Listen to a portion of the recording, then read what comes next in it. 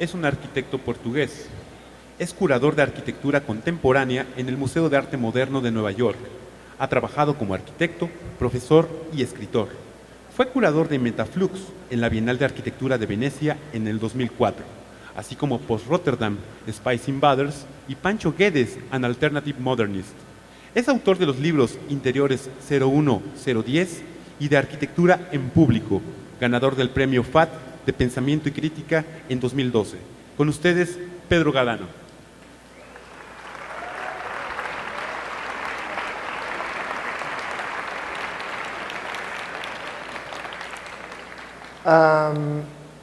Y bien, hola y muchas gracias a Miquel y a Andrea Giborio por traerme aquí en este grande festival sobre ciudad. Es la segunda vez que estoy en Ciudad de México y es una ciudad que me interesa mucho, como van a ver por el proyecto que he hecho ahora en Nueva York. Yo voy a hablar en inglés, les pido perdón, pero me siento un poco más confortable, pero algunas ideas tal vez las diga concretamente en español. Y así yo voy a hablar de cómo las exposiciones, de algún modo, pueden ser parte de un proceso que instiga la discusión sobre la ciudad, que empieza algo conectado con la ciudad que se necesita tantísimo, como es obvio de esta presentación.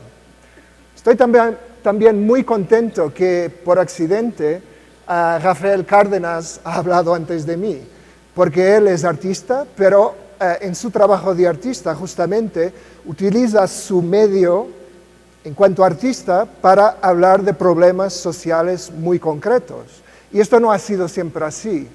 Hay momentos en que el arte se entiende como algo de autónomo, que no se quiere relacionar con el social para no influenciar su importancia, su propio modo de pensar. Pero hay otros momentos históricos en que tal vez la urgencia es tal que también los artistas, los arquitectos, los designers se quieren envolver con responder a los problemas que se sienten. Paso al inglés. This was my first challenge when I came to MoMA, when I had to work with a collection, an institutional collection that has mainly collected the masterworks of great architects along modernity. What would I do that in a way echoed some of the feelings that I sensed changing also in the world of architecture? I mean, when I arrived in New York, the curious thing was that Occupy Wall Street had just happened. And in blogs and in websites, architects were curiously asking themselves, what can we do to contribute to this debate? How can we discuss the city as people are spontaneously doing by invading public spaces? And actually, I did think that it was sort of a question that shouldn't be there. I mean, I understood why people put that question forward, because obviously architecture had become more and more of a technical service that served certain economical demands more than certain social demands. A long time, something that had been at the core of the modernist project, let's say, when social housing was a main issue for modernists in the 20s and 30s, even after the Second World War, there was a social conscience for modern architects. But I think that sort of got lost. And that's why people, architects, were asking themselves again, how can we contribute to a political discussion? And actually, if you think of the word polis, de ciudad, of course, it's the same word that originates the idea or the notion of the political. So when you are intervening in the city, in the polis, you are inevitably having a political intervention in the city.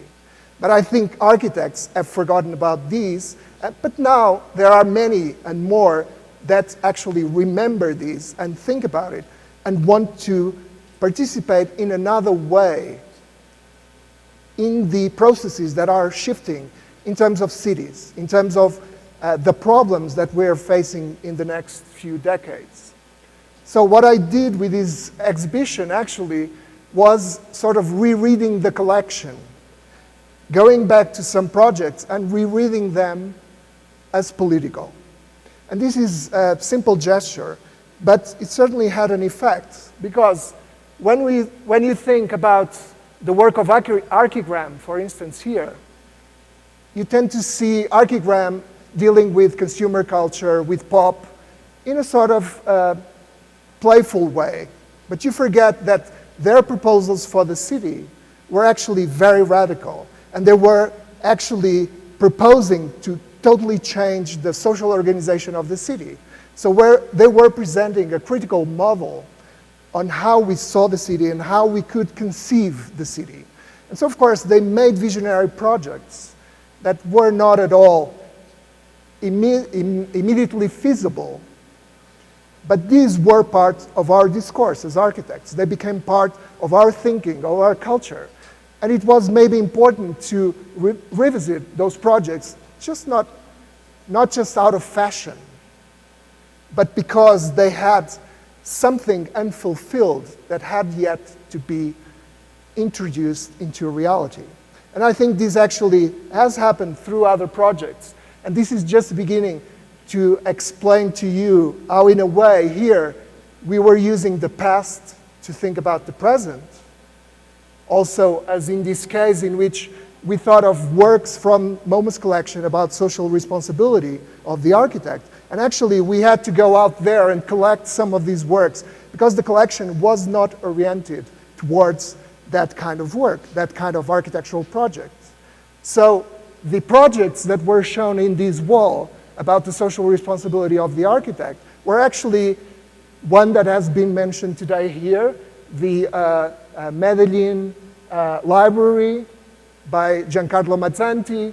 There were works by Álvaro Siza in the revolutionary period in Portugal, right after 1974, in which social housing became a political and social issue for architects, and even other recent projects by artists come architects that have been using this blurring of boundaries between art and architecture to actually do critical projects on the current state of the city and society, like Didier Fusa-Faustino from Paris.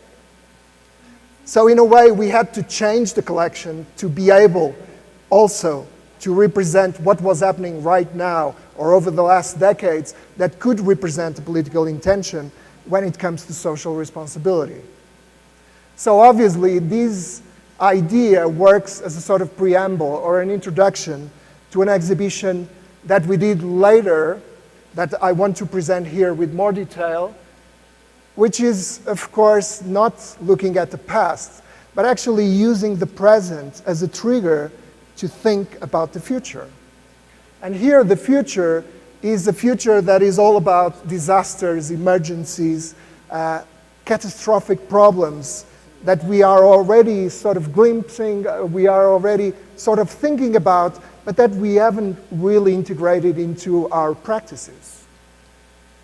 Actually, this exhibition that I'm going to talk about was part of a series that had started precisely with climatic change. How will the rising sea levels affect our cities, the design of our cities? How do we have to start thinking about the city that reacts to climatic change? In this case, in rising currents. Then there was a second exhibition that actually addressed the problem that Saskia Sassen mentioned here today, which was the problems of foreclosures in the United States. So 5 cities were chosen in the States that actually had this huge problem of houses being taken by banks from the people who were paying for them because of the economical crisis in 2008, and taking these as an opportunity to think about the model of the American suburb. Was it sustainable?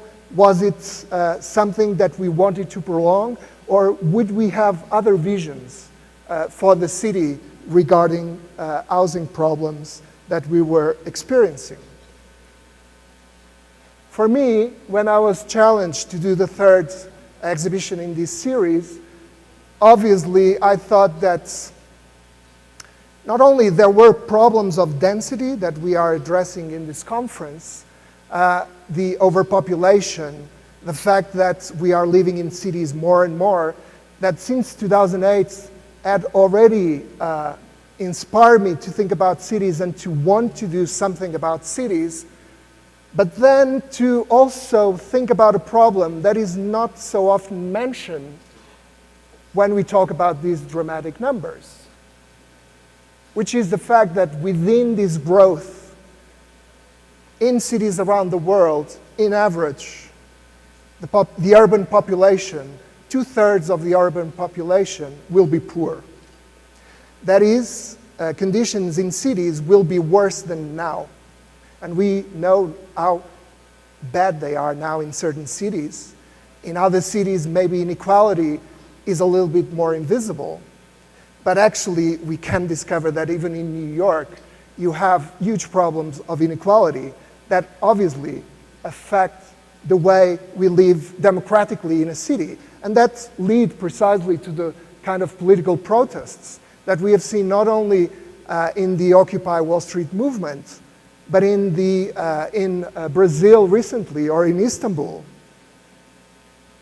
So I thought that equally as catastrophic as the climatic change was the fact that, inequality was growing. And I must say something to clarify these. I think Saskia Sassen touched very quickly upon it. But what we tend to forget was that coming to the city was, during the 20th century, a dream. It represented the possibility of getting a better life. And I think this was true up till very recently. This is still true in many cities. I think in cities in Latin America, like here in Ciudad de Mexico, like in São Paulo, like in other cities in South America, we are still talking about a dream to come to the city so that actually you get a better life, you get a better economical condition. But it's also true that, as Saskia mentioned, people are being expelled from the countryside. They sometimes do not come to the city because they need to, or they think they will find a better life here, but because the countryside itself is being taken from them. And so they have to move. And I think we are at a tipping point in most cities in which actually those people are not getting a better life because they enter poverty cycles from which they actually cannot escape, precisely because of what Rafael just mentioned. This kind of cycle in which you have no education, you have crime, you have no mobility, and you cannot escape that poverty cycle. This has been studied in Africa, in Latin America, in other places. And so I think there is more of a need for many more people in different areas to address these questions. And so I thought that, okay, let's take these as the possibility of a catastrophe, and let's start thinking about it now.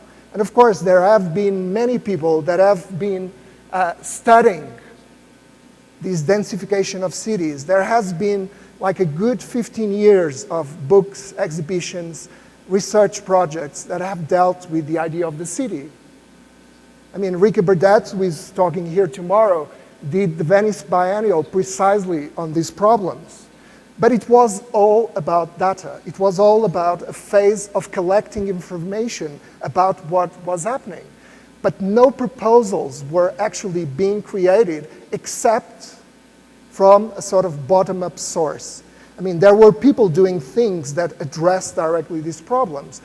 But this was not part of initiatives where you demanded architects to really address this question. And this is the challenge that we sort of gave ourselves at the museum. Even if the museum is no university, is no city council, is no state authority, and therefore we are not entitled to offer solutions for the problem, which actually I don't believe exist at this moment. We, as a museum, could go back to this tradition of producing architectural visions that would show us at least a possibility of discussion. And I think the show that we proposed has been polemical enough to precisely generate that kind of discussion. That discussion obviously involves this polemical idea that the informal is there and that master planning is not fast enough or has the economical capacity to actually face these problems. We know that at the beginning of the 20th century, Europe and the States have managed to eradicate slums. But will our countries now in Latin America, in Asia, in Africa, will they be able to eradicate slums at the speed that they are growing? Mike Davis, for example, says, no, this is becoming a planet of slums. But I believe we have to be optimistical and at least try to think of how to address these. And as architects, designers, artists, maybe we have to really take it into our hands, as people do in the streets, to consider these problems again. And not in the same way, for sure, that modernist architects did with the Carta de Atenas, with ideas of eradicating the city and substituting it for these slabs, which have proven to be also mistakes. So what we have now, currently, in many cities around the world, in many situations, is this, again, going back to what has been said this morning, this this boundary situation in which actually the so-called traditional city lives very close and in very close tension with the presence of these immense informal occupations. And so, again, for me, the question was, how can this state of emergency actually inspire new ways of thinking? How can we be creative about these matters? How can we respond in different manners? Not by responding with our traditional project, but how can we create these moments in which change may actually happen? Because the visions are so different, even if they start at a small scale, they can introduce some change. I think examples like Medellin precisely point to that possibility. But also, in the work of designers recently, as also artists, we see that the fact that technology is more and more available at very large scales maybe can help transform things. Maybe social media can help transform things. But also maybe other ways of thinking how technology is used by people in a sort of lo-fi way. Not hi-fi, not high-tech, but actually in sort of shared networks of li-fi objects, like hacking, as proven, can transform everyday objects into other things. And of course, assuming this responsibility, this social responsibility. And I think there have been also architects that have engaged with this idea that they can learn from the informal and bring those models that sometimes are much more sustainable if we look at them closely and think how could they influence the way we design formally. I think Teddy Cruz is a good example, precisely using the border between San Diego and Tijuana to ask him to produce the question of, can we learn from Tijuana? Can we learn from informal settlements in Lagos or in Mumbai? And this made me believe that to deal with the question of what we've called uneven growth, maybe tactical urbanisms could be an inspiration, not the solution, not the model to follow very closely, but an inspiration, a trigger to think of other possibilities of combining what we call bottom-up actions, actions that, as Rafael has mentioned here, involve the population, participatory processes, emerge from very particular needs locally and combine those ideas, those impulses, with still, obviously, a necessity to have a role from the government to provide infrastructure, large-scale investment. The question is not only one or not only the other, but how do we combine these two? And I think there are governments, like in Medellin, like in other places that have instituted participatory budgets and so on, that have understood that they cannot resist, actually, this sort of logic of combining bottom-up impulses with top-down policy. And this is what the exhibition was about and wanted to be about. So, as in the previous exhibitions, what we did was getting participants together in workshops so that they could discuss, debate, try to think about what could be their approach to this brief. How can you use the inspiration of tactical urbanism? Tactical urbanism, let me say, is much what, again, Torolab was doing. Is intervening at small scale, is connecting different agents and starting processes that are local, but that can be scalable to other areas of the city. They are starting there, but they can become a norm for other moments. And so we brought these people together from all over the planet to study 6 cities along these workshops. We invited people like David Harvey, like Saskia, like Ricky Burdett, like Teddy Cruz, to think about this question, to think about what is this near future of the city, and produce a book with small essays, but that instigate reflection and discussion. And finally, we produced the exhibition in a museum that has 3 million visitors a year, 10,000 people a day in average. And this was my goal, ultimately, was to use the platform of the museum as a sort of media exposure that affects many more people than any discourse in academia could ever reach. Even these, I mean, we have 2,000 people here. There's television, there's radio. But will you reach 3 million people? It's important that you do, because the discussion is, as I said, a discussion about a state of emergency.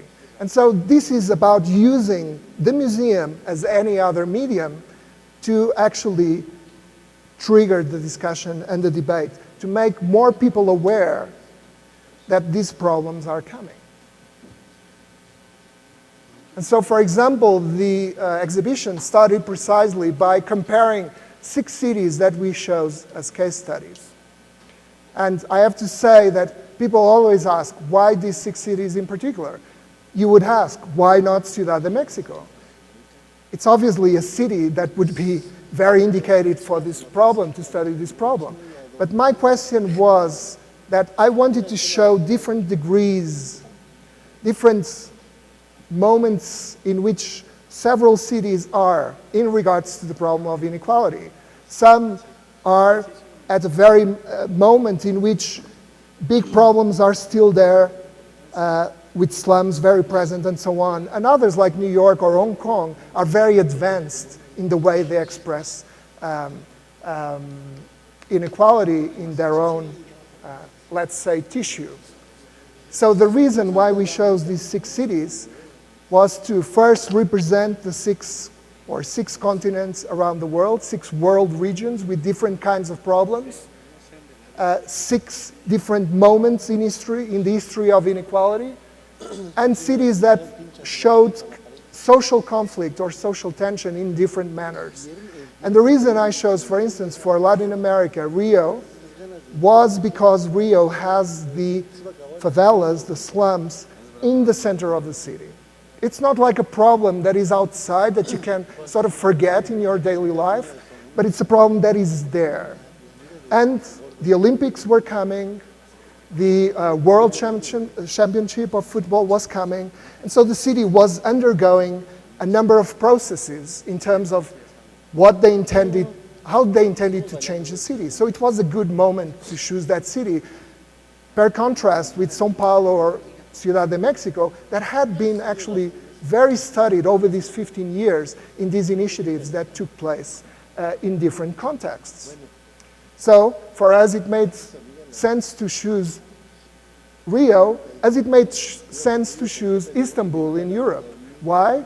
Because Istanbul is one of the fast-growing cities in Istanbul, and if Paris or London are similar to New York, Istanbul represents a totally different condition of a place where the middle classes are still growing, as here or in Rio, and in which maybe governments are making the same mistakes that the United States or Europe made right after the war in the way they dealt with the city, with monofunctional areas for inhabitation, with these mixed uses that Richard Sennett spoke about today.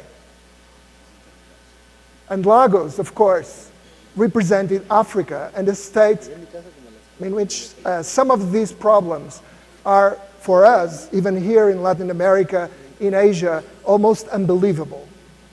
I mean, situations of contrast that are truly violent and difficult to face, cycles of poverty that are truly, truly dangerous, let's say, even to a balance in a world in which now we cannot contain our frontiers. We are interdependent of each nation, of each area, and the way it develops.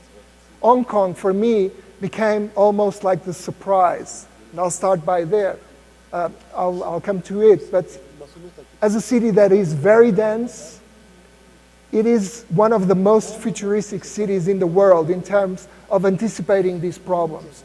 It is, I would say, even more futuristic than New York. And in that sense, it may be that's the reason why it turned into a sort of science fiction exercise within the exhibition.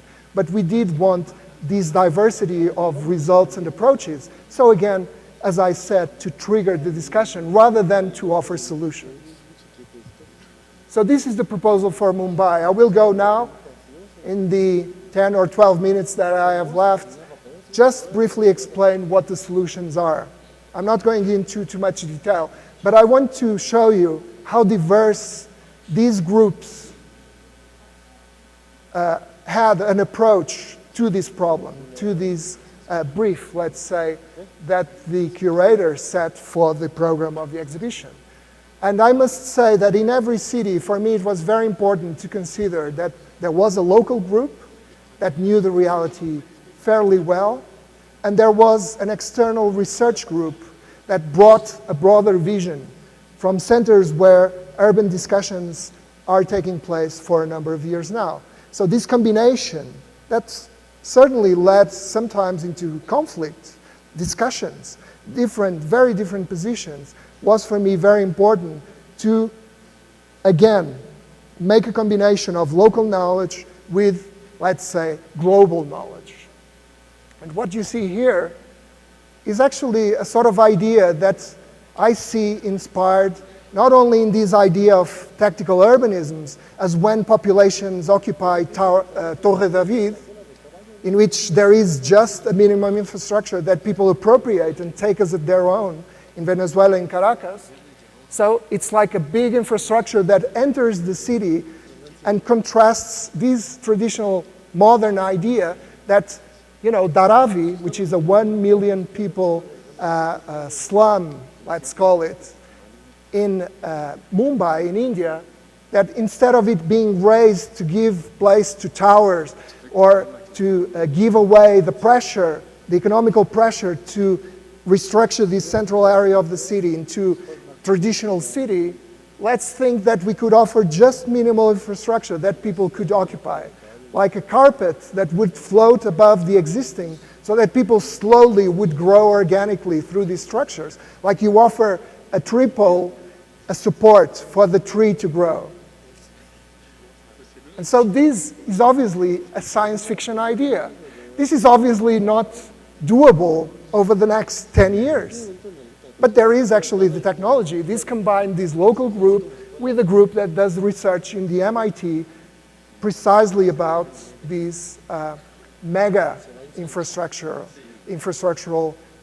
buildings, which are not buildings. They are just platforms. They are just elements that integrate the existing city.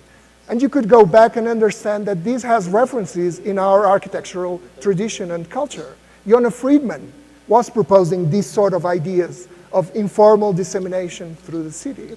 So it's been something that people have been thinking since at least the 70s. And again, it is polemical, and it has originated, obviously, a lot of discussion. Maybe it doesn't respond to all the problems that exist in Mumbai, but these are so complex that obviously require not only a small team of 10 or 12 people. They require the city authorities, they require governments, they require architects, social scientists, artists, and so on and so on. As I said before, Hong Kong had the most advanced proposal in terms of idea. I think of it as a critical proposal that represents a reaction, a political reaction actually, to the idea that the Chinese government wants to have population growth in Hong Kong, a big population growth over the next 10 to 20 years. And if you know Hong Kong, you'll know that it's an island, it's already super dense. How can you make a city that is already so dense grow? And this conjunction of a local office, map office, with a lab in Colombia, they came up with the idea of proposing artificial islands, which are not to be taken at very direct value, although Chinese government is actually creating artificial islands so as to claim sea around their land. But actually it was a sort of political statement, a fiction, that was, I would say, inspired by Super Studio in the way of using an idea that is so extreme that really makes us think about what is the solution. This is not a solution, doing artificial islands. Or maybe if you think about a science fiction world in 50, 70 years ahead, maybe it's actually what is going to happen.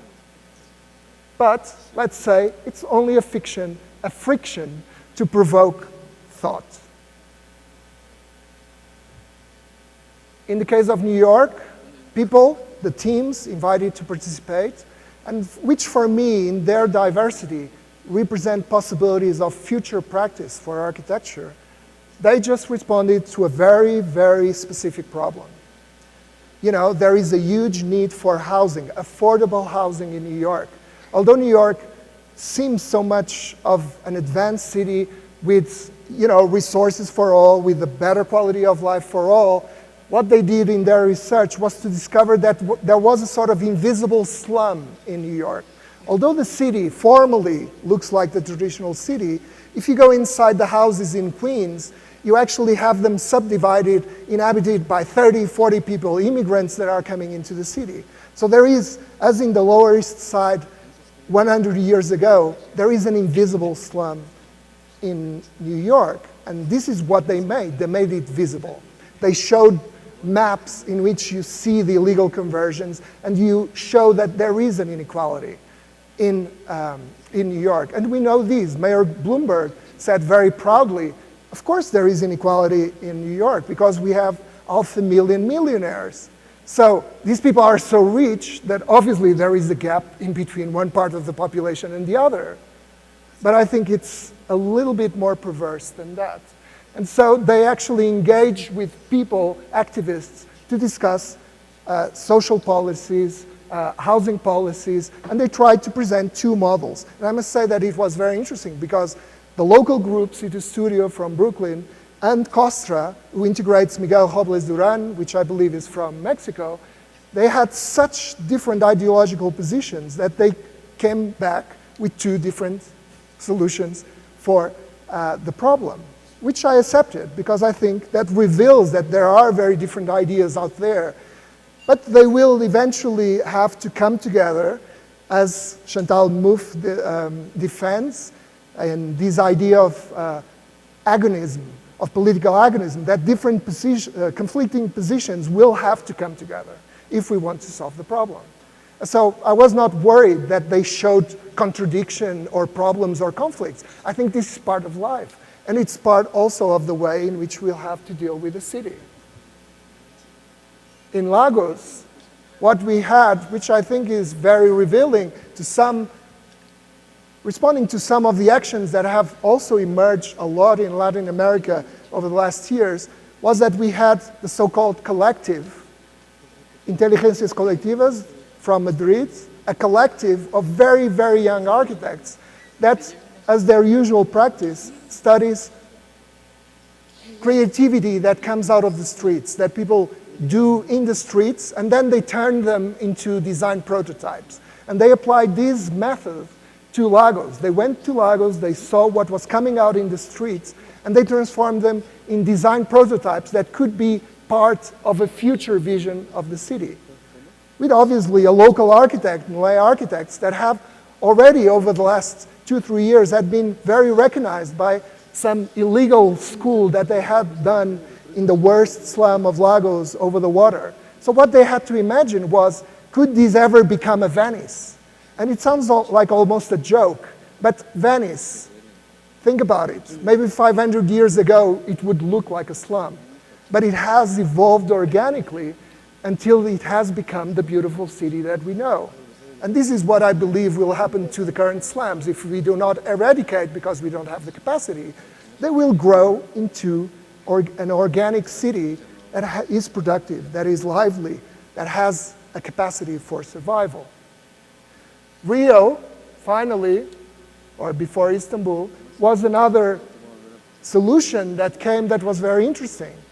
Being that the middle classes are growing, that many more people are coming out of poverty, the architects involved thought, maybe we have to have a different approach. Let's think that if people, when they ascend in terms of middle class, they become consumers. They want to express themselves through consumption.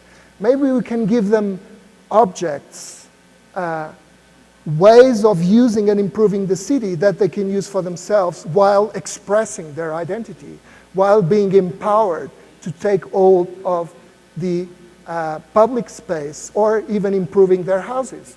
So what they made was a catalog of ideas and products that people could be buying from a website. All of this is fictional. All of this is ironic.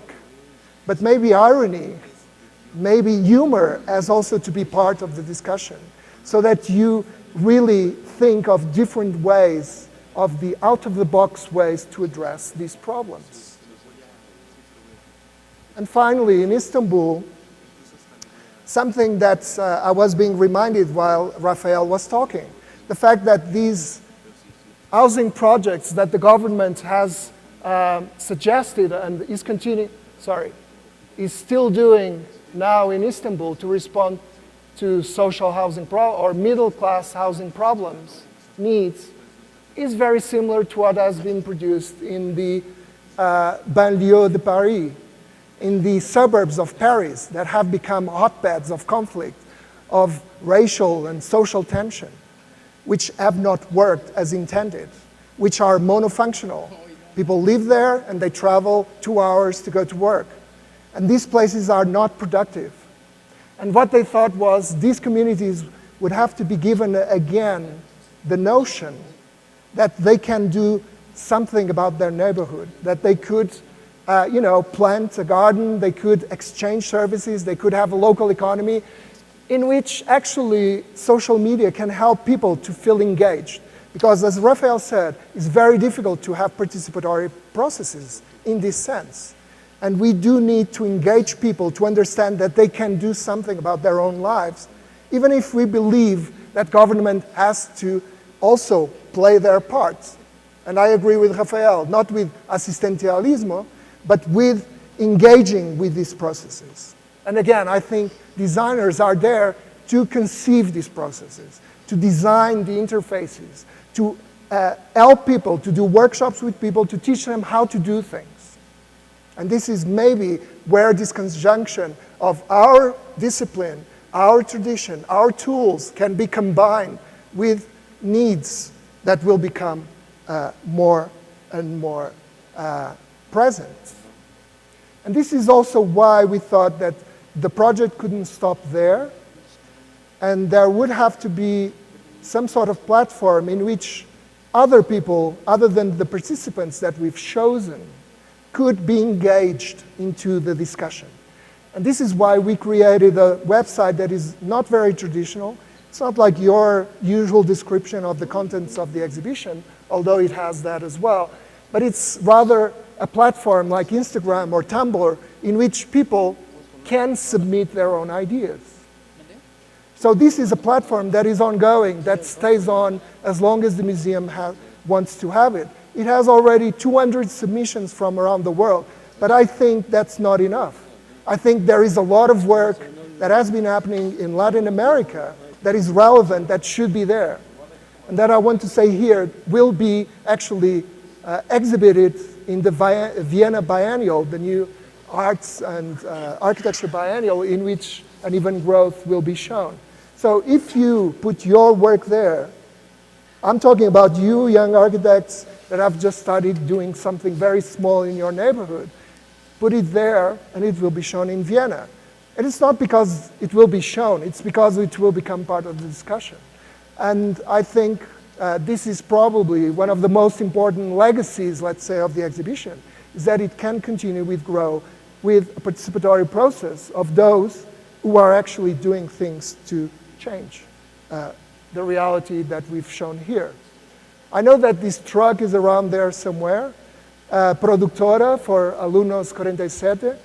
For me, it's a good example of a project that should be there to demonstrate that there is a different way to understand how architecture intervenes in regards to urban problems of the moment and inequality in the city.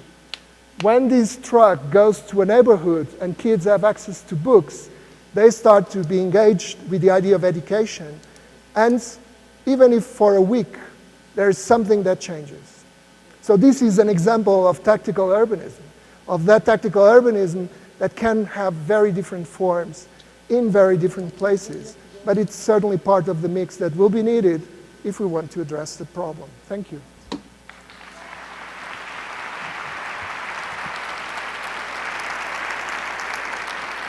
Muchas gracias. A continuación, dentro de 5 minutos, iniciaremos con la siguiente conferencia con Ricardo Flores. ¿Pasé mucho tiempo o no? Un anuncio 1 o 2 importante. minutos. Como parte de las actividades